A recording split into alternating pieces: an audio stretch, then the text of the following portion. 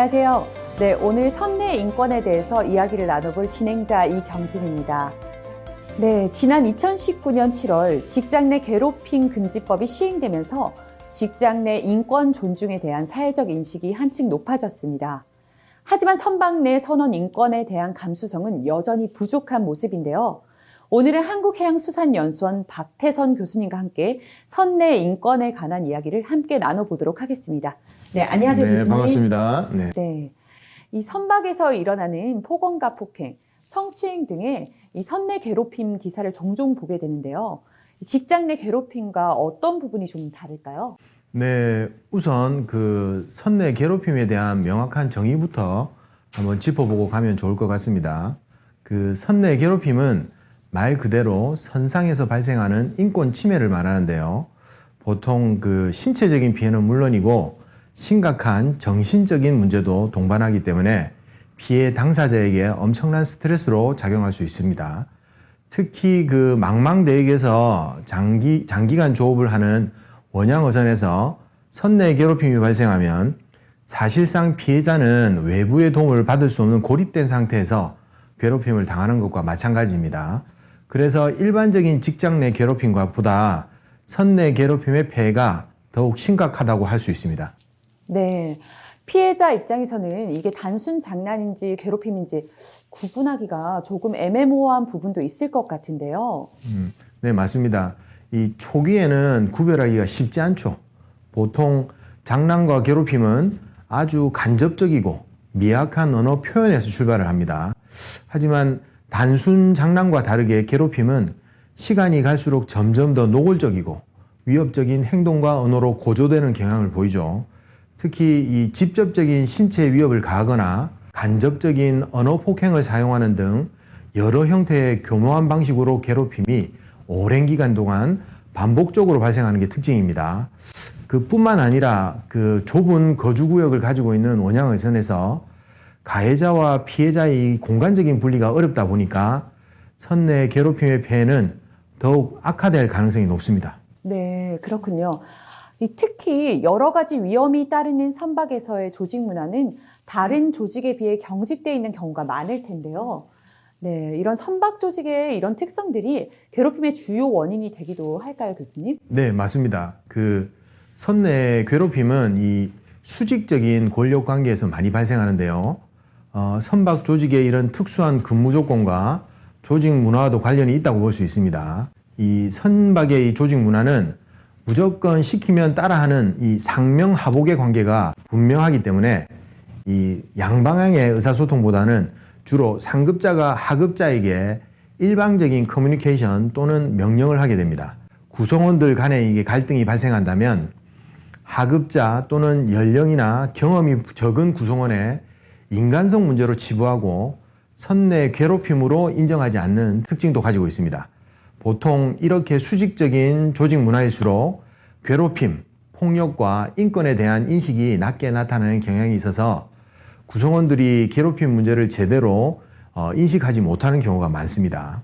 특히 선장이나 어로장 1인에 의해서만 운영되는 선박 조직이나 일방적인 지시와 명령에 따른 업무 수행이 이루어지는 조직에서는 이런 괴롭힘이 발생될 가능성이 상당히 높다고 볼 수 있습니다. 네, 그렇군요. 이 엄격한 명령 체계에 익숙해지면서 폭력이나 폭언 같은 인권 침해에 점점 둔감해지는 거군요. 그리고 이 해상에서 근무하다 보면 어쩔 수 없이 가족이나 친구 관계에서 소외되고 또는 이 고립되는 부분이 있을 것 같은데요. 외부의 도움을 요청하기가 어렵지 않을까 싶은데요, 이런 경우에. 네, 맞습니다. 그렇죠. 네, 그 해상 근무라는 특수한 이 근무 환경이 괴롭힘의 발생 가능성을 더욱 높이기도 합니다. 그 선박에서는 이 한정된 구성원으로만 직무 수행과 개인 생활이 동시에 이루어지는 만큼 이 가족이나 친구와 같은 인간관계 범위가 이게 좁아질 수밖에 없습니다. 오랜 승선 생활의 외로움, 외부로부터의 고립과 취약한 인간관계 등은 여러 부정적인 감정과 스트레스로 사소한 일에도 갈등이 일어날 가능성을 더욱 증대시키는 거죠. 네. 특히 최근에는 외국인 선원 비율이 꾸준히 증가하면서 다양한 국적의 선원이 함께 일하는 경우가 늘고 있지 않나요, 교수님? 네, 맞습니다. 예. 네. 하지만 외국인 선원의 경우에 이 언어적인 어려움 때문에 의사소통도 어렵고 더 많은 고충을 겪는다고 들었습니다. 외국인 선원에게 비인간적인 대우를 한다거나 이 성적인 추행을 하는 등 다양한 사례의 인권 침해가 나타나고 있다고 하던데요. 네, 그렇게 보고되고 있죠. 외국인 선원들과는 이 문화, 종교, 전통의 배경이 다르고 사용 언어 또한 다르기 때문에 소통의 부족에서 비롯되는 갈등이 항상 존재한다고 볼 수 있습니다. 예를 들어 그 작업 중에 급하게 화장실에 가야 하거나 작업 도구를 가지러 가야 하는데 한국인 상급자와 의사소통이 제대로 되지 않으면 당연히 외국 선원은 그 실수와 오해가 발생될 수 있겠죠. 그로 인해 외국인 선원이 한국인 상급자에게 정신적인 괴롭힘을 당한다든지 심할 경우에는 신체적인 폭행을 당하기도 한다고 합니다. 또한 한국인 선원이 안마를 요구하거나 아무렇지도 않게 신체적인 접촉을 하며 친근감을 표현하는 경우도 있는데요. 하지만 우리나라 선박의 승선 비율이 상당히 높은 이 인도네시아 선원과 같은 무슬림 문화권에서는 남자들 간의 이런 신체 접촉은 매우 금기시된다는 사실을 인지할 필요가 있겠죠. 외국인 선원들의 이런 문화적인 차이를 사전에 선사에서 교육하는 것도 외국인 선원 인권 침해 예방에 필요하다고 생각됩니다. 네, 그렇겠네요. 이 국적, 인종의 다양성과 문화적 차이를 이해하고 배려하는 마음가짐이 꼭 필요한 부분이라고 생각이 되는데요. 그리고 이 외국인 선원만큼이나 승선근무 예비역들의 인권 침해 문제도 많이 제기되던데요. 교수님, 이 승선근무 예비역이란 게 정확히 어떤 제도인가요? 승선근무 예비역은 그 군복무를 대신해서 해운 수산업계 선박에 일정 기간 승선근무를 하면서 병역 의무를 대행하는 제도입니다. 이 복무 기간을 다 채우지 못하면 군대에 다시 재입대해야 하는 약점이라면 약점이 될 수 있는 이런 상황을 교묘하게 이용한 이 승선근무 예비역들에 대한 괴롭힘도 선내 인권 침해의 대표적인 사례인데요. 주로 어선보다는 상선에 많이 발생되고 있다고 합니다. 네. 군복무와 관련된 문제이다 보니까 이 피해자의 심적 부담과 고통이 더욱 크겠는데요.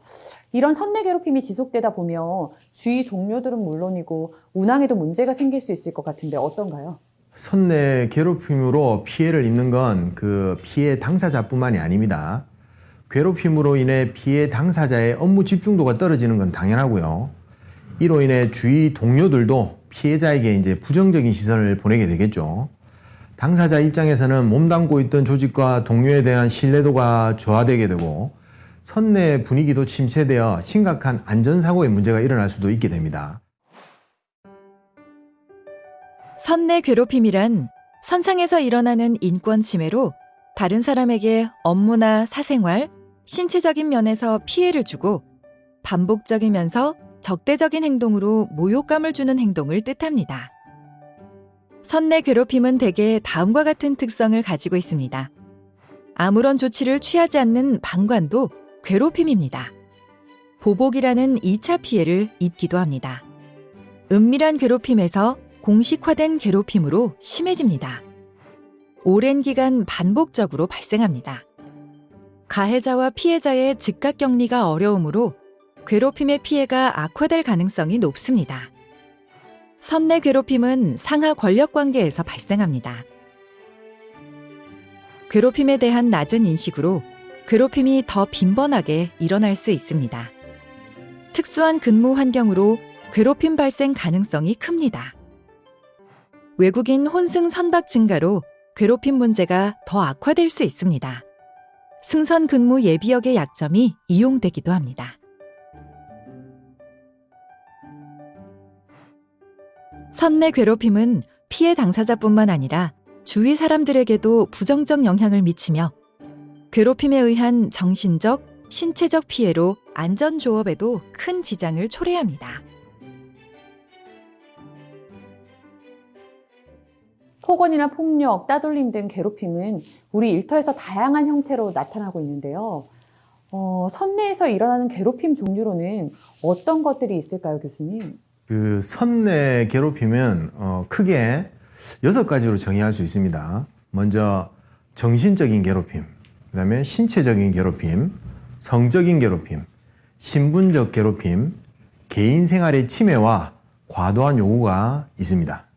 여기서 먼저 정신적 괴롭힘은 상대가 폭언, 욕설, 불필요하게 소리를 지르거나 사소한 일에 모욕을 주고 비하하는 행동 등을 뜻합니다. 네. 가장 빈번하게 나타날 수 있는 괴롭힘이 아닐까 싶은데요. 그래서 직장 내 괴롭힘 피해자들이 더 둔감해질 수밖에 없는 것 같기도 하고요. 앞으로 한 번만 더 그러면 뭐 어떻게 하겠다.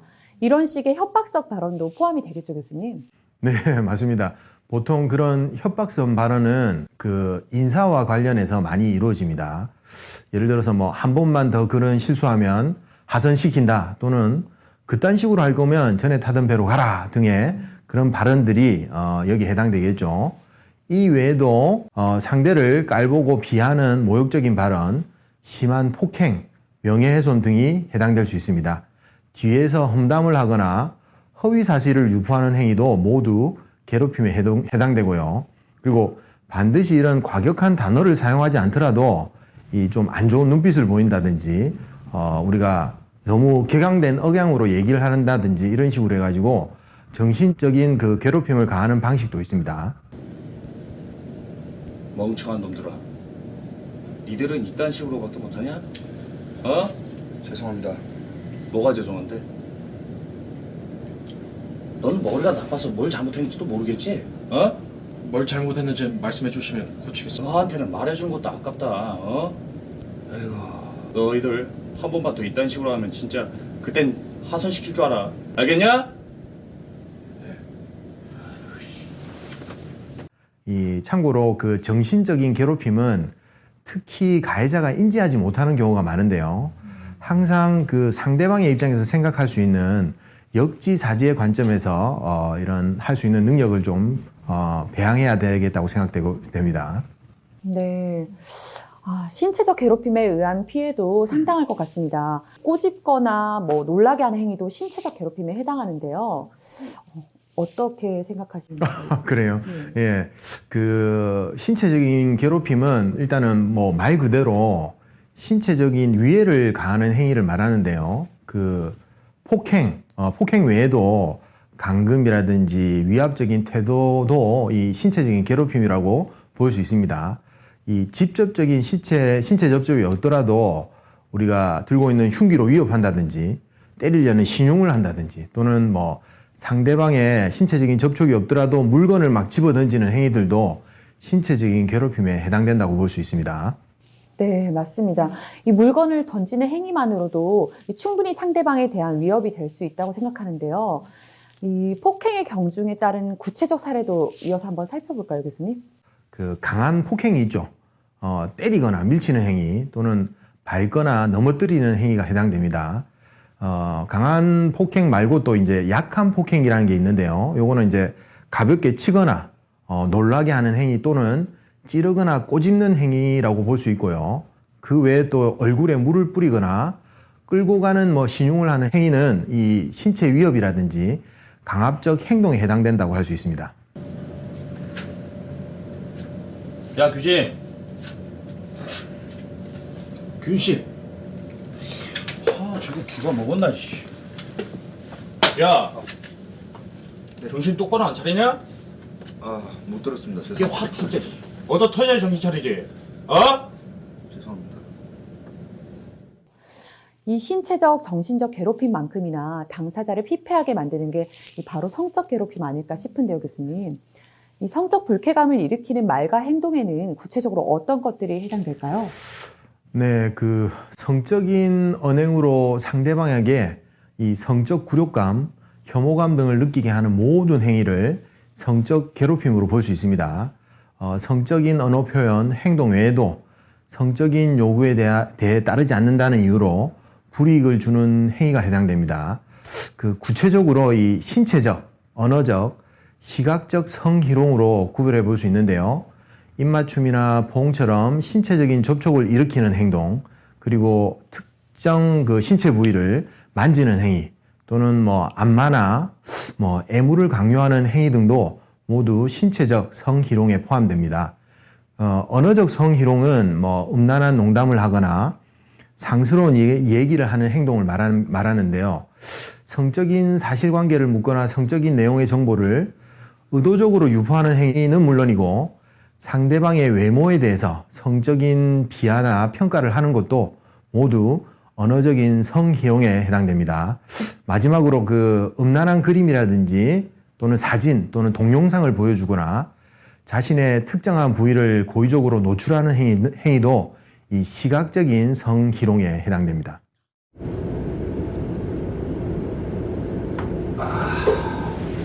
야, 나 어깨가 좀 결려서 그러는데 여기 마사지 좀 해줘봐. 마사지요? 예.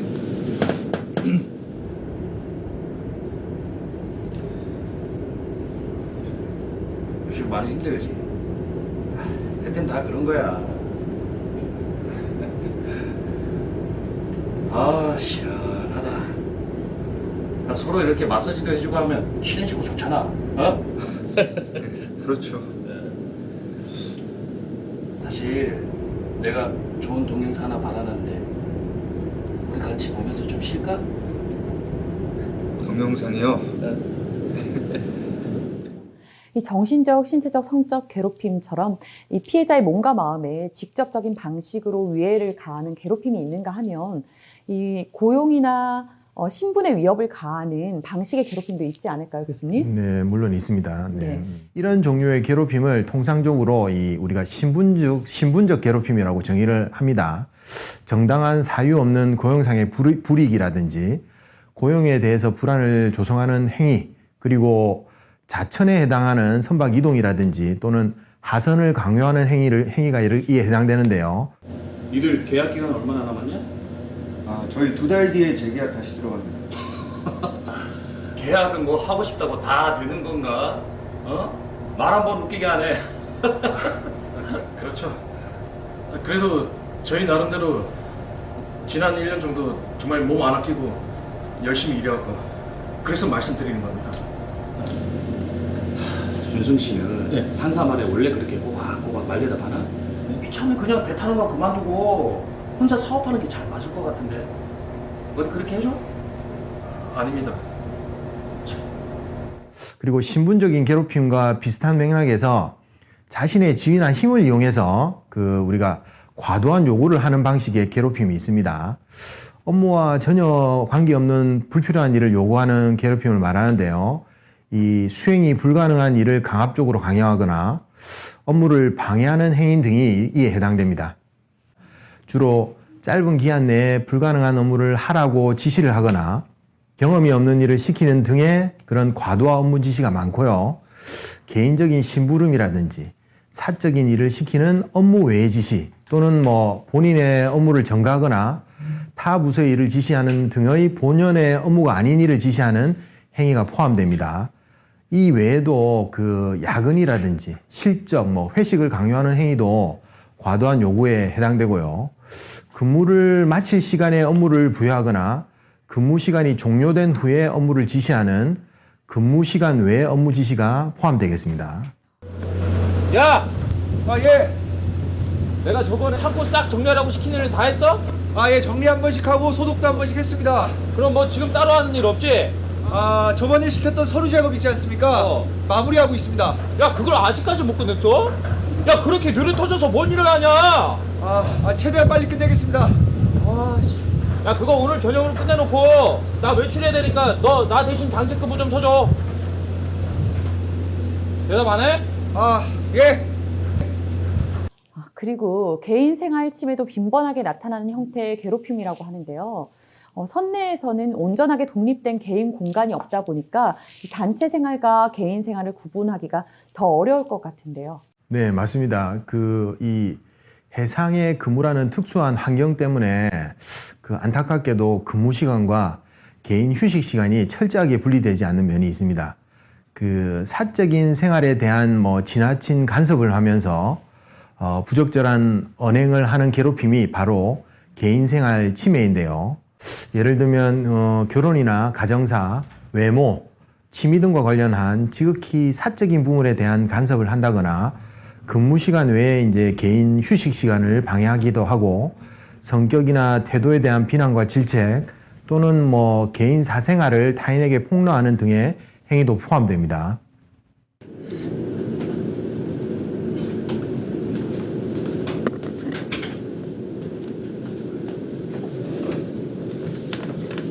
여기서 뭐 하고 있냐? 근데 점심 빨리 먹고 좀 쉬고 있었습니다. 야, 배 편하게 타네. 시간 많은가 봐요. 네, 그게 아니라 점심시간이어서 좀 쉬고 있었습니다. 아, 점심시간인데 와서 왜 건드리는 건가?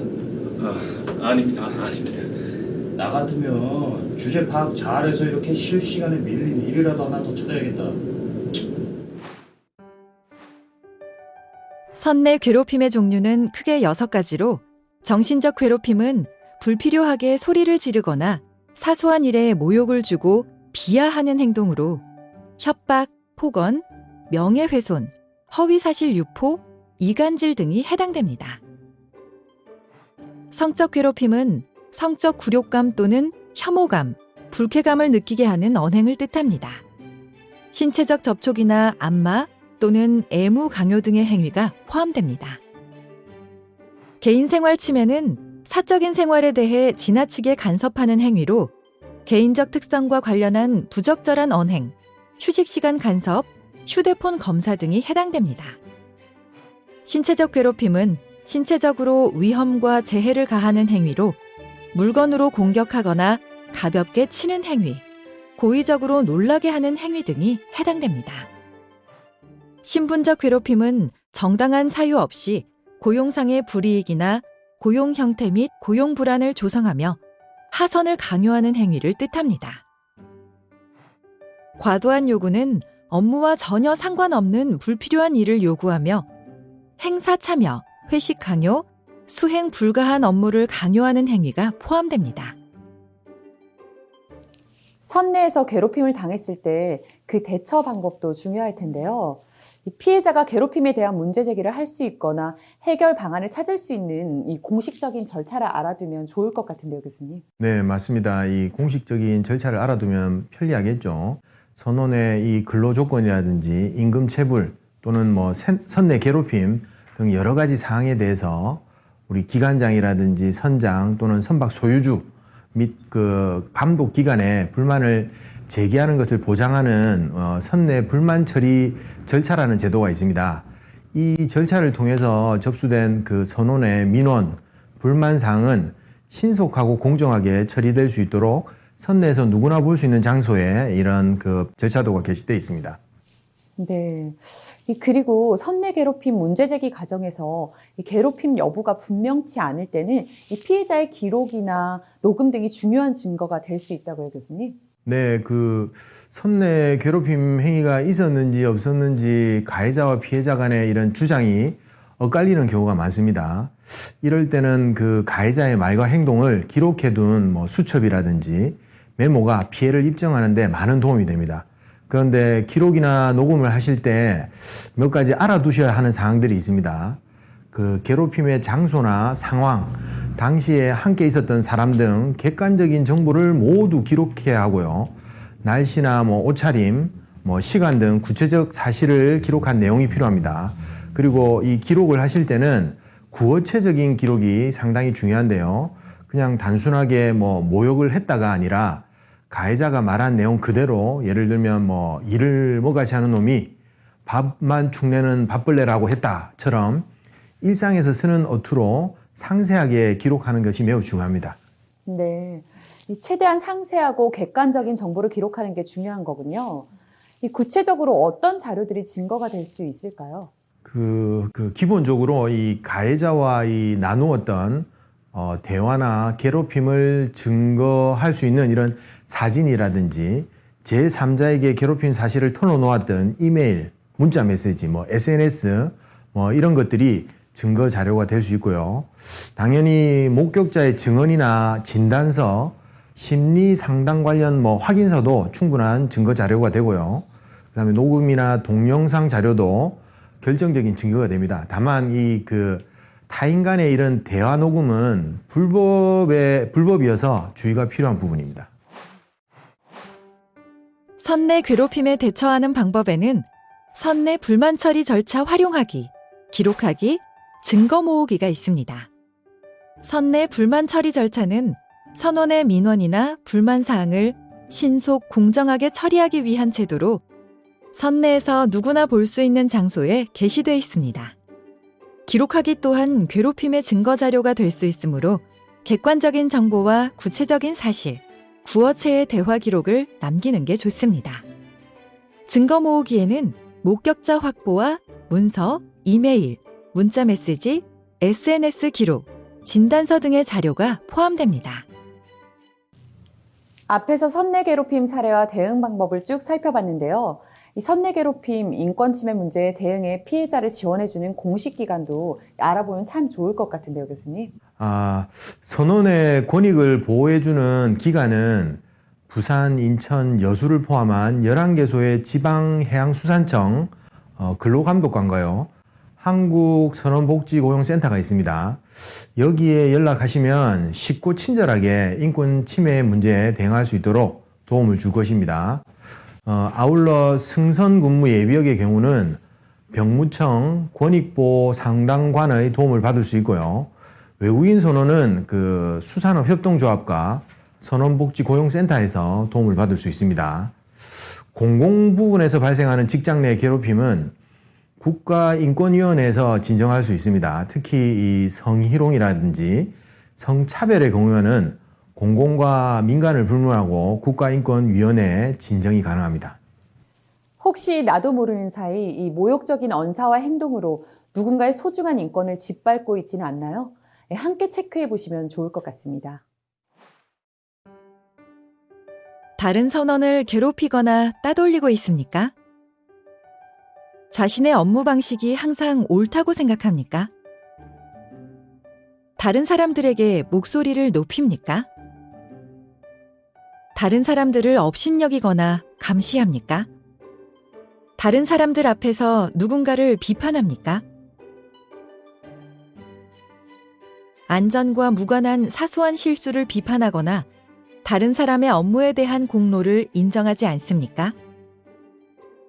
다른 사람을 피하거나 소문이나 악성 험담을 퍼뜨립니까? 남의 사생활에 필요 이상으로 간섭합니까? 업무와 무관한 개인적인 일을 부하 선원에게 강요합니까? 선원 개인의 의사와 상관없이 회식이나 친목 도모 모임 참여를 강요합니까? 성적 수치심을 주는 말이나 행동을 합니까? 한 번 더 실수하면 하선시킨다 등의 해고와 관련한 위협적인 발언을 합니까?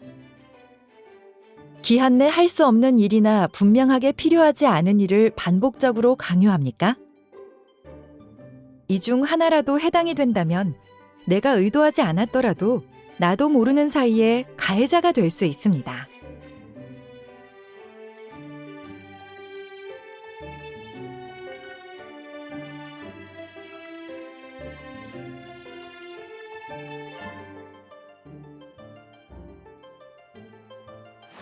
멤버십, 프렌드십, 릴레이션십.